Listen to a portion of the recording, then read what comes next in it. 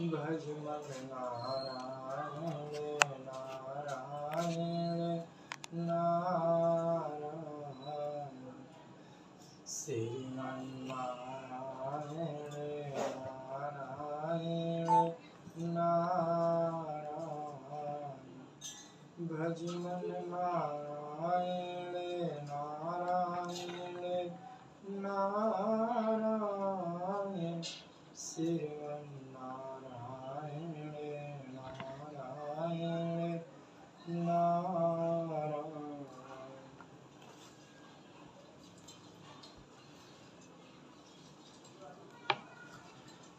श्री गणेशाय नमः। श्री सरस्वतीये नमः।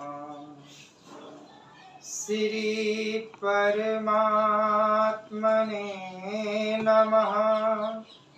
श्री जानकी वल्लभो विजयते तरंग।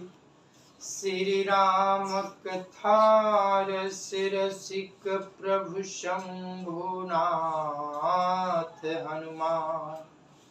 प्रेम सहित आसन धरहूँ सुनहु कथा करुँ गान। सिया बर रामचंद्र की जय हो। अतुलित बल धामम हेमासलाभ देहम। दनुजवन कृशानुं ज्ञानिनामाग्रगण्यं।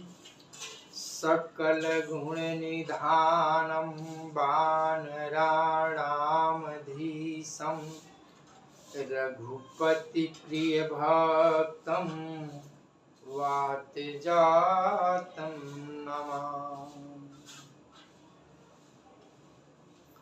नीलाम्बुज श्यामल कोमलांगं।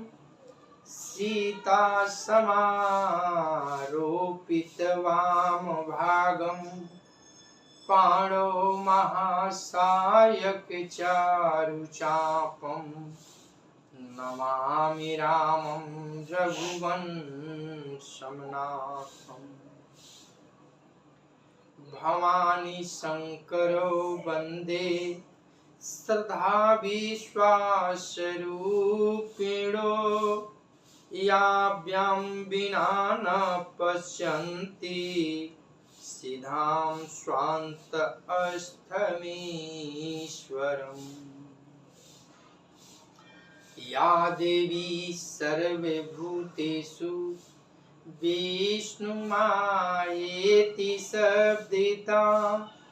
नमस्तस्यै नमस्तस्यै नमस्तस्यै नमो नमः।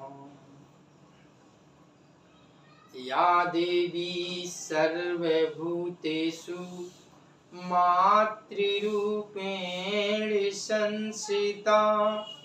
नमस्तस्यै नमस्तस्यै नमस्तस्यै नमो नमः। या देवी सर्वभूतेषु महासरस्वती रूपेण संस्थिता। नमस्तस्यै नमस्तस्यै नमस्तस्यै नमो नमः। या देवी सर्वभूतेषु महालक्ष्मी रूपेण संस्थिता। नमस्तस्यै नमस्तस्यै नमस्तस्यै नमो नमः। या देवी सर्वभूतेषु सर्वशक्तिरूपेण संस्थिता। नमस्तस्यै नमस्तस्यै नमस्तस्यै नमो नमः। श्री गुरु चरण सरोज रज निज मन मुकुर सुधार वर्ण रघुबर बिमल जस जोदायक फल चार। बुद्धिहीन तनु जानिके सुमिरो पवन कुमार बल बुद्धि विद्या देहु मोहि हरहु कलेस विकार। सिया वर रामचंद्र की जय हो। प्रथम पूज्य भगवान गणेश से वंदन है कि आप श्री राम कथा में पधारे। स्वरदाता मैया सरस्वती से निवेदन है, हे माँ आप श्री राम कथा में आए और हमारे जिहा पर आसन लगाएं। महाबली हनुमान बाबा से निवेदन है, वंदन है कि आप श्री राम कथा में आकर आसन ग्रहण करें। अनंता अनंत कोटि ब्रह्मांड नायक अकारण करुणा वरुणालय भगवान श्री राघवेंद्र को प्रणाम।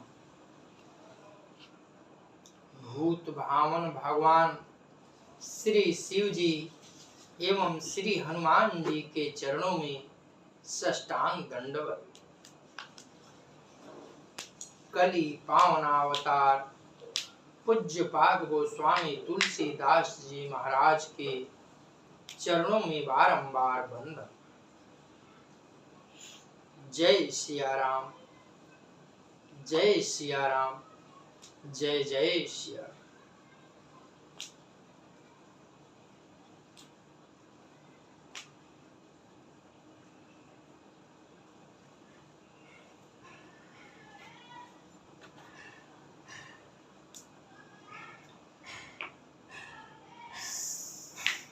कथा का प्रसंग अयोध्या कांड के उस भावुक स्थल पर पहुंचा है। भरतलाल जी पूरी सेना के साथ गुरुजन माताओं यानी पूरी प्रजा के साथ भैया राम को मनाने के लिए वन को चले हैं और चलते चलते अब श्रृंगवेरपुर पहुंचने वाले हैं। विगत विषाद निषाधपति सबहि बढ़ाई उछाहु सुमिरि राम मांगे तुरत तरकस धनुष सुनाहु सदा बर रामचंद्र की जय हो। श्रृंगवेरपुर के राजा निषादों का महाराज गुह जी हैं। उन्हों अपने सेवकों के माध्यम से ये संदेश मिला कि भरत जी संपूर्ण सैन्य शक्ति को लेकर इधर वन को जा रहे हैं। मैं बताऊं, राजा के मन में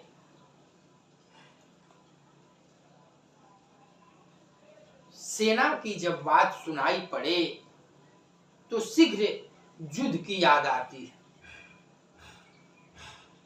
और वही भाई निषाद जी के साथ, निषादों के राजा निषाद जी गुह जी जब अपने सेवकों से सुना कि भरत जी पूरी सेना लिए इधर वन को जा रहे हैं तो निषाद जी ने युद्ध ठान ली।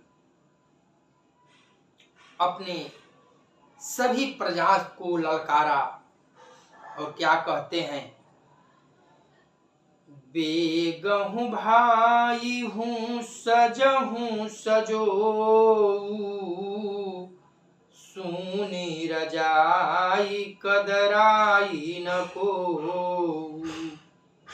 भले ही नाथ सब कहीं सहरे सा, एक ही एक बढ़ावई करे सा। और उन्होंने कहा, हे भाइयों जल्दी करो और सब सामान सजाओ।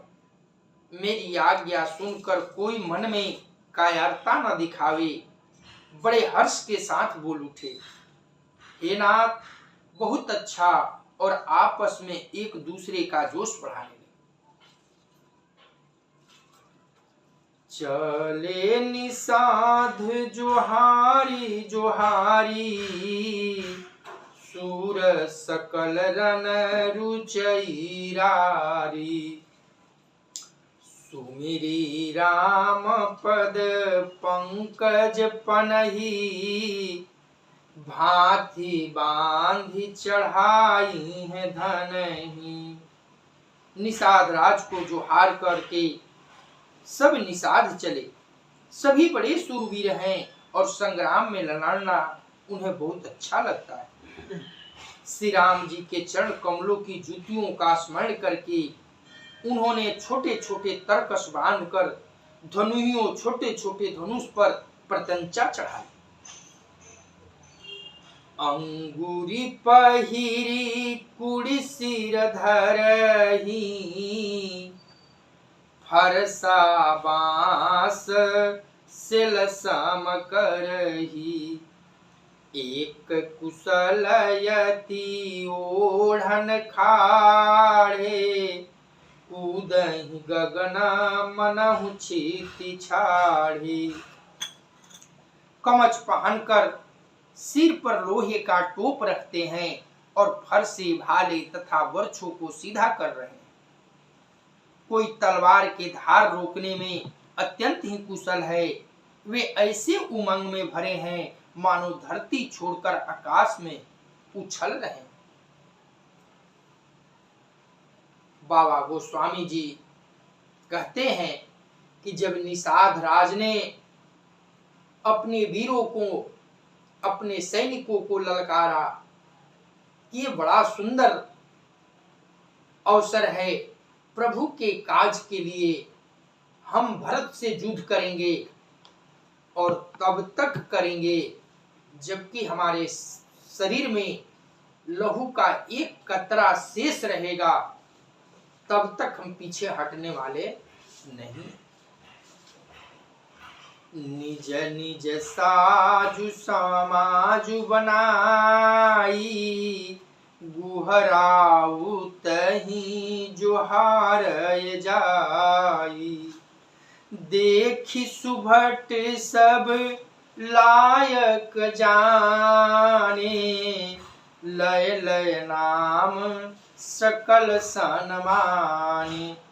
अपना अपना साज समाज बनाकर उन्होंने जाकर निषाद राज गुह को जुहार लगाई। निषाद राज ने सुंदर योद्धाओं को देखकर सबको सुजोग जाना और नाम लेकर सबका सम्मान किया। भाई लावहु धोख जनी, आजु काज बड़े मोही, सुनि सरोख बोले सुभट, बिरय धीर न होहि सिया, बर रामचंद्र की जय हो। और कहा, हे भाइयों धोखा न देना अर्थात मरने से न घबराना, आज मेरा बड़ा भारी काम आ चुका है। यह सुनकर सब योद्धा बड़े जोश के साथ बोल उठे, हे महाराज अधीर मत होइए, हम सब युद्ध में लड़ते हुए भरत को गंगा पार होने तक नहीं देंगे। मंगल भावनाय मंगलहारी द्रवहु सुदशरथ अजिर विहारी राम प्रतापनाथ बल तोरे करहि कटकु बीनु भट्ट बीनु घोरे जीवत पाउन पाछय धरहि रुंड मुंडमय मेदिनी करहि। जब निषाद राज ने योद्धाओं को ललकारा तो सारे वीर आगे बढ़कर कहते हैं, महाराज आप चिंता न करें, हम प्राण दे देंगे लेकिन पीछे पैर नहीं रखेंगे।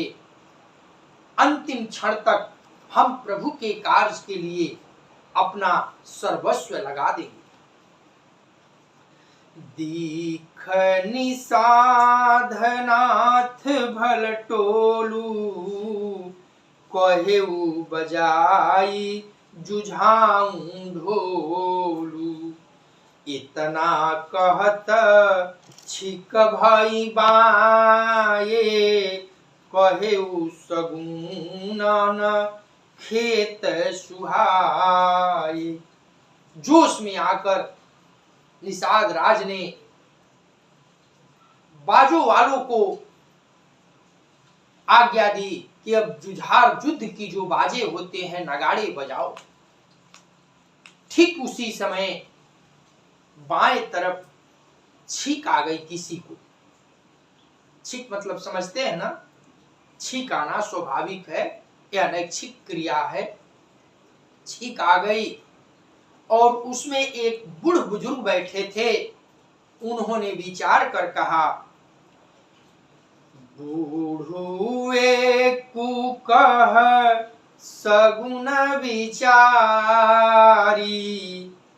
भरत ही मिलही न होई हाइरारी राम ही भरतु मनावन जाही सगुन कहाही यस विग्रहु नाही।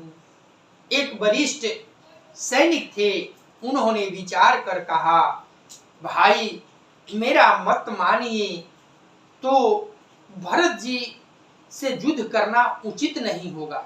मेरा मन कहता है, ये अपशगुन कहता है कि भरत जी वन में राम को मनाने जा रहे हैं, युद्ध करने नहीं जा रहे। इसलिए मैं तो कहता हूं कि पहले इस बात को अच्छी भली भांति से पता कर लिया जाए, फिर युद्ध की ढोल बजे। सुनी गुह कहई निक कह बूढ़ा सहसा करी पची ताही विमूढ़ा भरत सुभाऊ सिलु बिनु बूझे बड़ी ही तहानी जानी बिनु जूझे। नीति कहता है कि किसी कार्य को करने से पहले अच्छी तरह से सोच विचार कर लेना चाहिए, अन्यथा कार्य हो जाने के बाद में जो विचार करते हैं, पश्चाताप करते हैं, वे मूर्ख की श्रेणियों में गिने जाते हैं। इसलिए हम सबों का ये कर्तव्य बनता है कि पहले इस बात को पता कर लें कि भरत के मन में क्या चल रहा है, वास्तविकता क्या है, तब फिर हम उनसे युद्ध की विचार बनाएंगे। गहु घाट भट समिति सब लेहु मरम मिल जाई बूझी मित्र अरि मध्य गति तस तब करिहु आईसिया। बर रामचंद्र की जय हो। वह बूढ़ा सैनिक कहा, हे वीरों, तुम लोग इकट्ठे होकर सब घाटों को रोक लो। महाराज निषाद जी का आज्ञा फिर से हुई कि मैं आप सभी घाट पर सजग होकर मेरे इशारे का इंतजार करेंगे। मैं जाकर भरत से मिलकर उनका भेद लेता हूँ। उनका भाव मित्र का है या शत्रु का, उदासीन का, यह जानकर तब आकर जैसा होगा वैसा हम प्रारंभ करेंगे। मंगल भावनाय मंगलहारी द्रवहु सुदशरथ अजिर विहारी लख बसने हुसु भाये सुहाये बैरु प्रीति नहीं दूरही दूराई असे कही भेट स जोवन लागे कंद मूल फल खग मृग मांगे। निषाद जी बोले, उनके सुंदर स्वभाव से ही मैं उनके स्नेह को पहचान लूंगा। बैर और प्रेम छिपाने से भी नहीं छिपते। ऐसा कहकर वह भेंट में सामान सजाने लगे। उसमें कंद, मूल, फल, पक्षी और हिरण मंगवा। देखिए निषाद राज जी अब बड़े विवेक की बात किए हैं।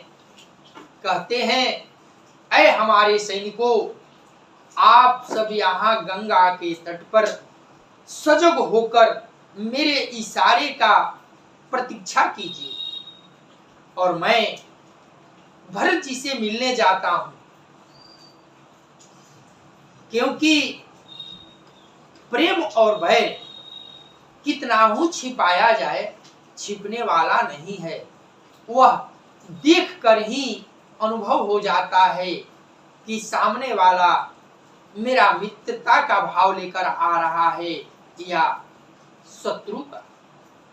इस विचार से उन्होंने कुछ सेवकों को बुलाया। कंद मूल फल लेकर भरत जी की ओर चलते बने। मीन पीन पाठीन पुराने भरी भरी भार कहाँ रनयाने मिलन साजू सजी मिलन सिधाये मंगल मूल सगुन शुभ पाई। कहार लोग पुरानी और मोटी पहिना नामक मछलियों को भर भर कर लाए।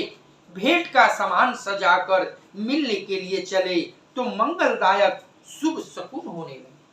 विचार कीजिए, जब युद्ध की ढोली बजने की बात आई तो वहां अपशकुन भया। अब जब निषाद राज जी अपने सेवकों के माध्यम से भर भर कर कंद मूल फल लेकर चले मिलने के लिए तो शकुन होने लगे। और ये देखकर निषाद जी का हृदय बड़ा आनंदित होने लगा। देखी दूरी ते कहिनी जनामू किन्हा मुनि सही दंड प्रणाम जानी राम प्रिय दीन्ही आशीषा भरत ही कहेऊ बुझाई मुनीसा। निषाद जी दूर से ही देखा कि रथ पर गुरुदेव और साथ में भरत शत्रुघ्न जी विराजमान है। निषाद जी दूर से ही गुरुदेव भगवान का प्रणाम किया। गुरुदेव भगवान ने आशीर्वाद दिया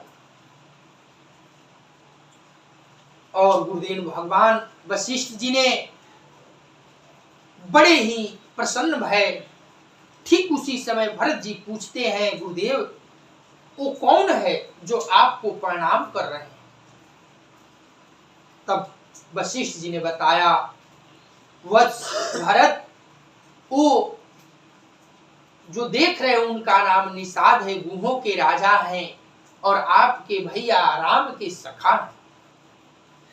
राम सखा सुनी सदनु त्यागा, चले उतरी उमा गतयानुरागा, गाऊं जाति गुहनाऊ सुनाई, किन्ह जोहारू माथा महिलाई।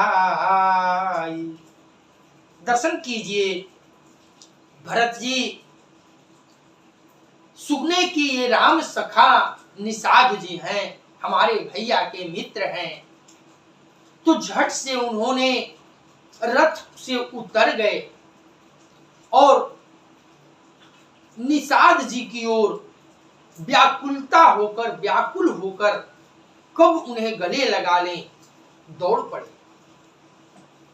जब ये दृश्य निषाद जी ने देखा तो दूर से ही गांव, जाति, घर, नाम बताते हुए निषाद जी ने दंडवत किया।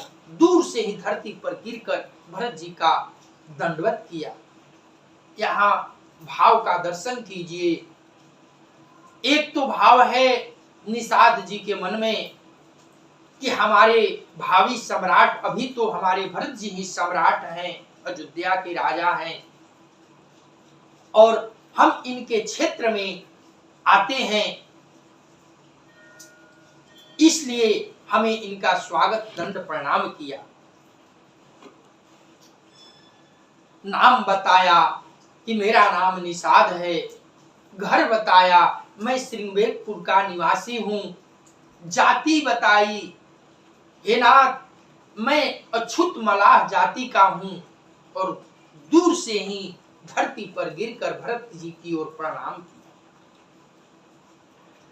करत दंडवत देखिते ही भरत लीन उर लाई, मनहु लखन सन भेट भई, प्रेमन हृदय समाइसिया, बर रामचंद्र की जय हो। जब भरत जी ने देखा कि दूर से ही निषाद जी दंडवत कर रहे हैं हमें, तो दौड़े भरत जी। लगा कि लखन लाल जी अब मिलने वाले हैं हमको। दौड़कर गुह को उठाए और हृदय से लगा लिए। गुह जी जोर जोर से चिल्ला रहे हैं, भरत जी महाराज मैं नीच जाति का हूँ, मैं अछूत जाति का हूँ, मेरी जाति मलाह है, मैं निषाद हूँ। लेकिन भरत भैया और कस के अपने हृदय को लगाकर अपने हृदय की ज्वलन को शांत कर रहे हैं। भेटत भरथु ताहि अति प्रीति, मंगल भावनय मंगलहारी, द्रवहु सुदशरथ अजिर बिहारी। भेटत भरथु ताहि अति प्रीति, लोग सिहाहि प्रेम कै रीति। धन्य धन्य धुनि मंगल मूला सूर सराही तेहि बारिशहि फूला। भरत जी गुह को अत्यंत प्रेम से गले लगा रहे हैं। प्रेम की रीति को सब लोग देखकर सिहा रहे हैं। मंगल की मूल धन्य धन की ध्वनि करके देवता उसकी सराहना करते हुए फूल बरसा रहे हैं। ये दृश्य देखकर देवताओं को भी ईर्षा हो गई। वाह, क्या धन्य है निषाद, जिन्होंने भरत जी अपने हृदय से लगाकर आंसू, प्रेम की आंसू प्रवाहित कर रहे हैं। ये दृश्य देखकर देवता फूलों की वर्षा करके गुहराज की जय जयकार और भरत जी की जय जयकार कर रहे हैं। लोक वेद सब भांति ही नीचा, जासु छाह छुई ले सींचा। तेहि भारी अंक राम लाघु भ्राता, मिलत पुलका परी पूरी तगाता। और कहते हैं जो लोक और वेद दोनों में सब प्रकार से नीचा माना जाता है, जिसकी छाया के छू जाने से भी स्नान करना होता है, उसी निषाद के अखबार भरकर हृदय से चिपक कर श्री राम जी के छोटे भाई भरत जी आनंद और प्रेम के बस शरीर में पुलकावली से परिपूर्ण होकर मिल रहे हैं। राम राम कही जे जमुहाही, तिनहि न पाप पुंज समुहाही। यह तव राम लाई उरलीना, कुल समेत जगु पावन कीन्हा। जो लोग राम राम कहकर जमाई लेते हैं, पापों के समूह उनके सामने नहीं आते। फिर इस गुह को तो स्वयं श्री रामचंद्र जी ने हृदय से लगा लिया और कुल समेत इसे जग पावन, जगत को पवित्र करने वाला बना दिया।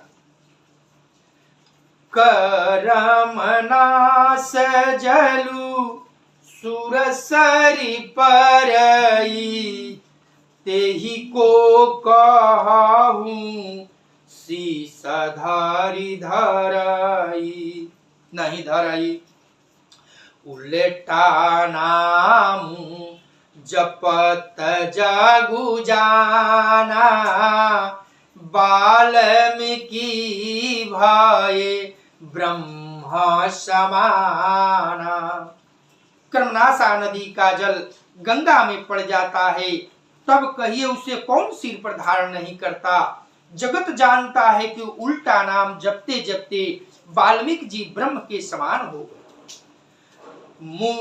स्वपचखा सबर खस जमन जड़, पावर कोल किरात। राम कहत पावन परम, होत भुवन विख्यात। सिया बर रामचंद्र की जय हो। देखिए जरा इस दृश्य का दर्शन कीजिए। बाबा गोस्वामी जी कहते हैं कि इस धरातल पर सबसे अपवित्र नदी कर्मनाशा नदी है। शास्त्रों में वर्णित है कि यदि कर्मनाशा नदी का जल थोड़ा सा मनुष्य को स्पर्श कर ले या भूल से भी स्पर्श हो जाए तो पूर्व जीवन का जो पुण्य है नष्ट हो जाता है, समाप्त हो जाता है। इतनी दूषित नदी कर्मनाशा नदी। किंतु वही एक लोटा जल कर्मनाशा नदी का निकालकर और सुरसरी गंगा जी में डाल दी जाए तो भला बताइए वही जल फिर गंगा में मिलकर गंगा जी के समान पवित्र बन जाता है, उसे कौन सिर पर धारण नहीं करेगा। ठीक उसी भांति भरत जी के मन में ये उमंग है कि इस नीच जाति के जो कह रहे हैं निषाद जी की मैं नीच हूं, अछूत हूं, इन्हें भैया ने अपने हृदय से लगाकर इन्हें इतना बड़ा बना दिया कि इनके हृदय से लगकर मुझे भैया के शरीर की खुशबू का आनंद आ रहा है। ऐसा प्रतीत हो रहा है कि भैया के ही हृदय से लगा हूं। वही आनंद भरत जी को मिल रहा है। और बाबा गोस्वामी जी क्या कहते हैं, उल्टा नाम जपत जगु जाना, वाल्मीकि भय ब्रह्मा समाना। देखिए हमारे ठाकुर जी राघव जी भाव को भूखे हैं। वे भक्त के न रूप देखते हैं, न आकार देखते हैं, न प्रकार देखते हैं, न छोट बड़ का भेदभाव रखते हैं, न ऊंच नीच का भेदभाव रखते हैं, न छूत और पवित्र का भेदभाव रखते हैं। केवल हमारे प्रभु के लिए भाव सबसे प्रेम जो है उनका पद तक पहुंचने के लिए सुलभ साधन। इसका प्रत्यक्ष उदाहरण वाल्मीकि जी हैं। मैं बताऊं ये कथा तो सभी लोग जानते भी हैं, फिर भी जब चर्चा आ गई है तो मैं थोड़ा सा उसकी विवेचना कर देता हूं। वाल्मीकि जी बचपन से ही बड़े कट्टर लंपट चोर डाकू थे। उनका पेशा ही था प्रतिदिन यात्रियों को मारकर उनका धन छीन लेना और उसी से उनका परिवार चलता था। दिन के इधर उधर घूमते फिरते मांस मदिरा का सेवन करते और जब ही रात होती एक जंगल से होकर रास्ता जाता था, उसी रास्ते में तलवार लेकर बैठे रहते थे और जो कोई यात्री उधर से गुजरता था उसे मारकर और उसका सब कुछ छीन लेते थे। इतना ही नहीं, दिन में जानवरों को मारकर उसकी मांस से भक्षण करना उनका पेशा। एक बार की बात है कि नारद जी उधर उसी रास्ता से निकल रहे थे। पानी नारद जी पर जब नजर पड़ी वाल्मीकि जी का तो उन्होंने उन्हें मारने के लिए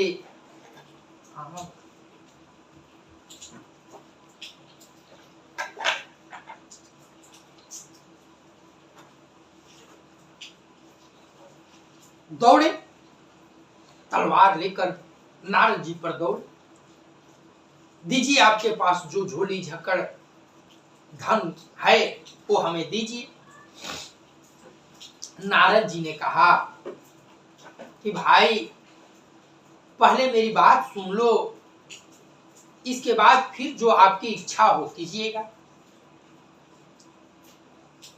वाल्मीकि जी बोले हमें बातों में मत उलझाइए, मैं आपके बातों में आने वाला नहीं हूं। जल्दी से अपनी झोली झक्कड़ हमें अर्पण कीजिए, अन्यथा देर हो रहा, नहीं तो मैं तेरा इसी तलवार से आपका सर अलग कर दूंगा।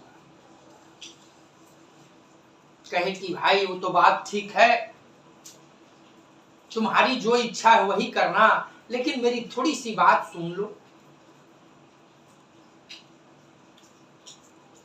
वाल्मीकि जी कहे, बताइए जल्दी में क्या कहना चाहते हैं। देखो भाई, ये जो तुम कर रहे हो ये अच्छे कर्म नहीं है, ये कुकर्म है। और तुम किसके लिए करते हो? जो ये धन लोगों को मारकर छीनते हो, दूसरे की पीड़ा देकर धन अर्जित कर कर घर ले जाते हो, किसके लिए? तो मेरा परिवार इसी से चलता है। वाल्मीकि जी ने कहा, घर में कौन कौन है? पिताजी बूढ़े हैं, माँ बूढ़ी है, मेरी पत्नी है, 2 बच्चे हैं। क्या करते हैं सब लोग? तो वो लोग कुछ नहीं करते। जो मैं राशि लेकर जाता हूं उससे घर का आटा चावल आता है, सब लोग खाते हैं, आनंद में रहते हैं।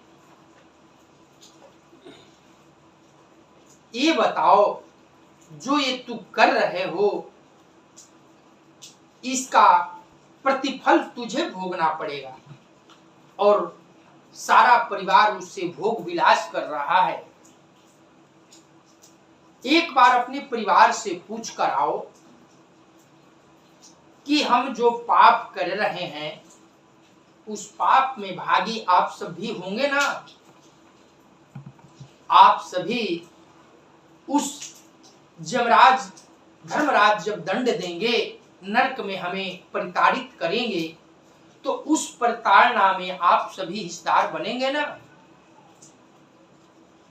वाल्मीकि जी पहले तो नारद जी पर बिगड़ गए कि आप हमें मंत्र बता रहे हैं कि मैं उधर जाऊं, आप इधर भाग जाएं। कहे कि नहीं, ऐसी बात नहीं है, तुम हमें बड़ी अच्छी तरह से इस पेड़ में बांध दो और मैं यहीं रहूंगा। और इस बात का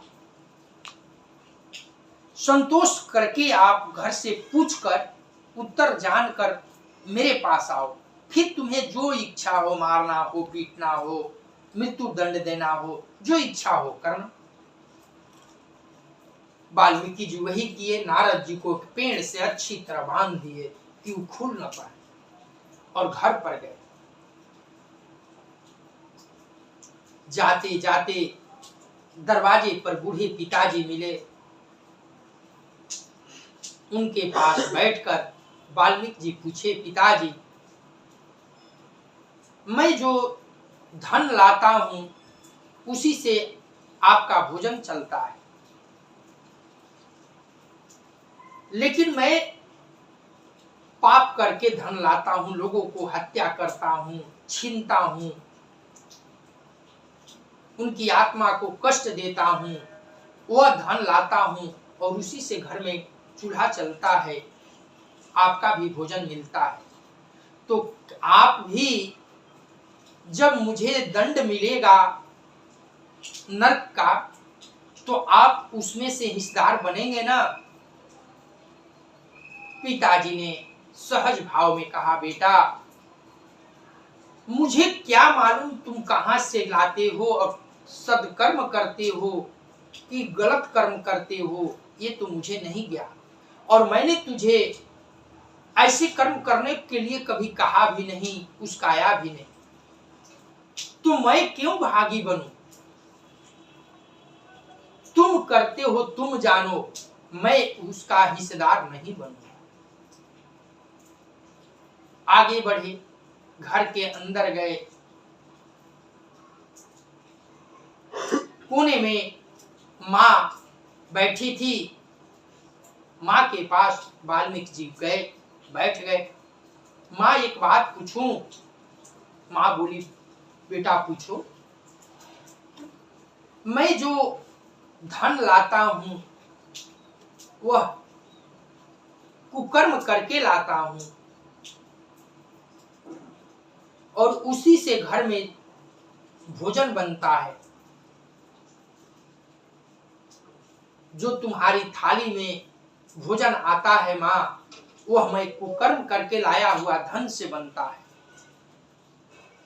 तो मैं ये जानना चाहता हूं, मैं कुकर्म कर रहा हूं, उस कुकर्म की सजा हमें एक दिन मिलेगी, तो उसमें तुम भागीदार बनोगी ना मां?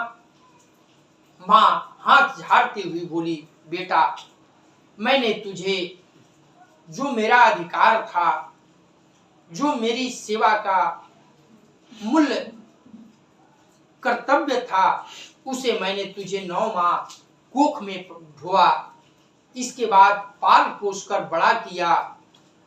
अब तू कुकर्म करे या सुकर्म करे, तू कुकर्म करता है तो तू उसका भागीदार है।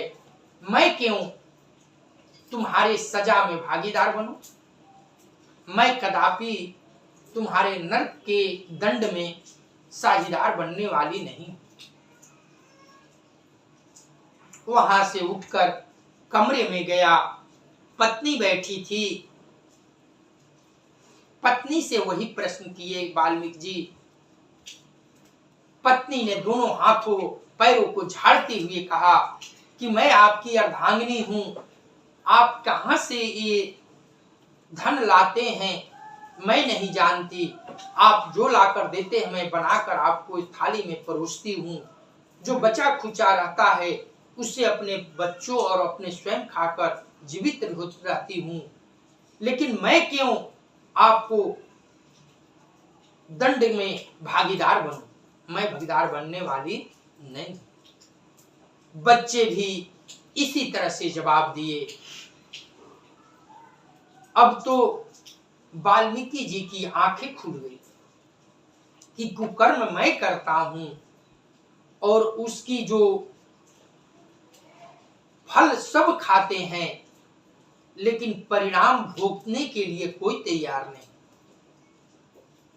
सोचते हुए चले गए। फिर वापस नारद जी के पास जंगल गए तो नारद जी वहीं बंधे खड़े हैं। उन्होंने जाकर उनको पहले बंधन खोला और चरणों में गिर पड़ा। हे महर्षि, हे देव ऋषि नारद जी, आप हमें मार्गदर्शन करें।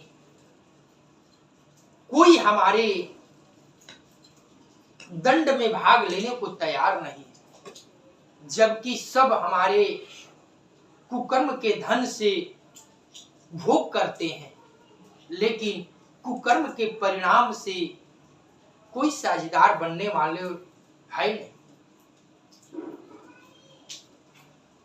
तब नारद जी ने कहा, सुनो वाल्मीकि जी, आप भगवत भजन में लग जाइए। सबसे जीवन का सुंदर मार्ग 155 भगवत भजन है। उसे आप अपना लीजिए, आपका लोक सुधर जाएगा। क्या करना होगा महर्षि? वाल्मीकि जी ने पूछा। तो कुछ नहीं, आप राम नाम का जाप कीजिए, राम नाम का सुमिरन कीजिए। वाल्मीकि जी ने इन शब्दों का उच्चारण करने की कोशिश किया तो जीवन भर तो मरा मरा कहे हैं, राम शब्द उन्हें आता ही नहीं, कहने ही नहीं आ रहा। जब ये दृश्य नारद जी ने देखा तो कहा कि देखिए, आप राम नहीं कह पा रहे हैं, कोई बात नहीं। भाव से जीवन में जो आपने कहा है मरा मरा, वही शब्द का उच्चारण कीजिए भाव से। और परिणाम ये त्रिलोक जानता है मरा मरा जपते जपते वाल्मीकि जी ब्रह्म ऋषि बन गए। एक दिन उन्हें भगवत प्राप्ति भई और इस लोक में कुकर्म करने वाले वाल्मीकि जी महान आत्मा ब्रह्म ऋषि के श्रेणी में आ गए। एक कहावत है, वाल्मीकि की जाप से निकला ये परिणाम, श्रद्धा होनी चाहिए, मरा कहो या राम सिया बर रामचंद्र की जय हो। हमारे ठाकुर जी राघव जी वो नहीं देखते कि आप क्या कह रहे हैं, वो तो भाव के भूखे हैं, आपके भाव देख रहे हैं कि आप किस भाव से हमें याद कर रहे हैं। और उसी दिन से वाल्मीकि जी मरा मरा जपते जपते ब्रह्म को प्राप्त हो। स्वपच सबर खस जमन जड़ पावर कोल किरात, राम कहत पावन परमा होत भुवन विख्यात, सिया बर रामचंद्र की जय हो। मूर्ख और पामर, चंडाल, सबर, खस, जमन, कुल और किरात भी राम नाम कहते ही परम पवित्र और त्रिभुवन में विख्यात हो जाते। मंगल भावनया मंगलहारी, द्रबहु सुदशरथ अजिर बिहारी, नहीं आचरजु जुग जुग चलियाई, के ही न दीन्ही रघुबीर बड़ाई, राम नाम मही मासुर कहाही, सुनी सुनी अवध लोग सुख लहई। इसमें कोई आश्चर्य नहीं है, जुग जुगांतर से यही रीति चली आ रही है। श्री रघुनाथ जी ने किसी को बड़ाई नहीं दी। इस प्रकार देवता राम नाम की महिमा कह रहे हैं और उसे सुन सुनकर अयोध्या के लोग सुख पा रहे। राम सखहि मिली भरत सप्रेमा, पूछी कुशल सुमंगल खेमा, देखी भरत कर सीलु सनेहु, भानी साधते ही समय विदेहु। राम सखा निषाद राज से प्रेम के साथ मिलकर भरत ने कुशल मंगल और क्षेम पूछी। भरत जी का सील और प्रेम देखकर निषाद उस समय विदेह हो गया, यानी प्रेम मुग्ध होकर देह की शुद्ध भूल गए। निषाद जी मन में तो ग्लानि भई पहले कि मैंने ऐसे राम सरीखे भ्राता पर संदेह किया, लेकिन अब इतनी प्रेम में सन गए कि अपनी शुद्ध बुद्ध भूल गए। निषाद राजगुरु जी कुशल मूल पद पंकज पेखी, मैं तिहु काल कुशल निज लेखी, अब प्रभु परम अनुग्रह तोरे, सहित कोटि कुल मंगल मोरे। हे प्रभु, कुशल के मूल आपके चरण कमलों के दर्शन कर मैंने तीनों कालों में अपना कुशल जान लिया। अब आपके परम अनुग्रह से करोड़ों कुलों सहित मेरा मंगल कल्याण हो गया। समुझि मोरी कर तूति कुलु प्रभु महिमा जिय जोई। जो न भजई रघुवीर पद जग विधि वंचित सोई। सिया बर रामचंद्र की जय हो। मंगल भावनया मंगल हारी द्रबहु सुद दशरथ अजिर बिहारी।